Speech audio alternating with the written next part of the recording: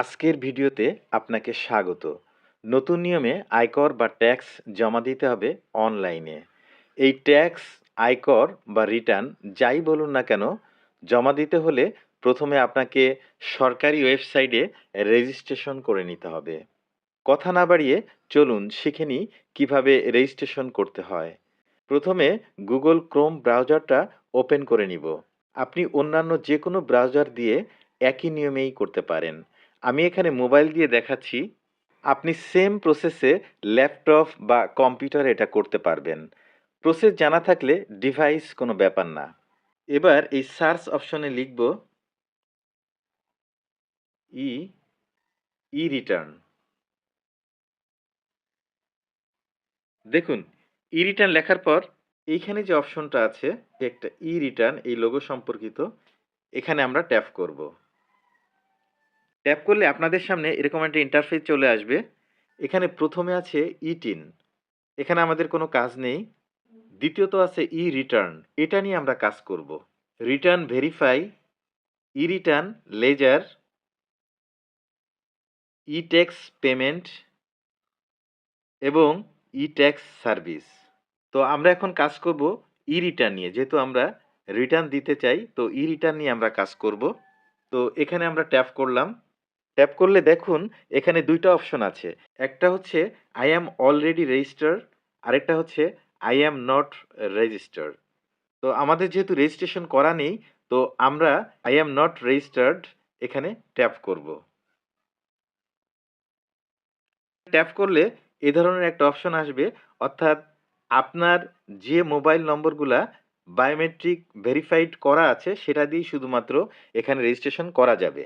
আমার যে মোবাইল নম্বরটি আছে সেটা বায়োমেট্রিক ভেরিফাই করা আছে, এর জন্য আমি ওকেতে ট্যাপ করলাম।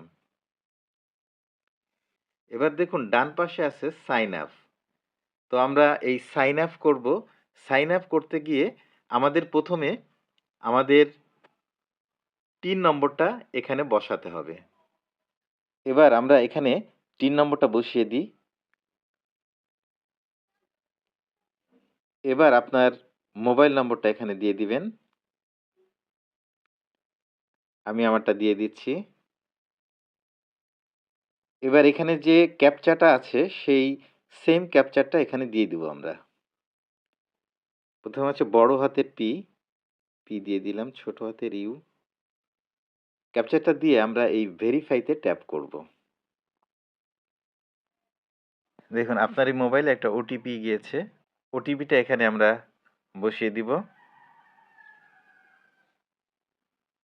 17 8। এখানে একটি স্ট্রং পাসওয়ার্ড দিতে হবে। স্ট্রং পাসওয়ার্ড ছাড়া কিন্তু এখানে রিসিভ করবে না। দেখুন এরা স্ট্রং পাসওয়ার্ডের একটি গাইডলাইন দিয়ে দিয়েছে। স্ট্রং পাসওয়ার্ডে কমপক্ষে 8টি ক্যারেক্টার থাকতে হবে।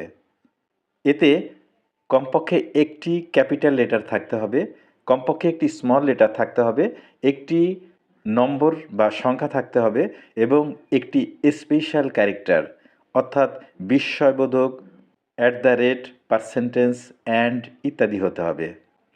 আমি একটা স্ট্রং পাসওয়ার্ড দিয়ে দিয়েছি, আপনারা একটি স্ট্রং পাসওয়ার্ড দিয়ে দিন।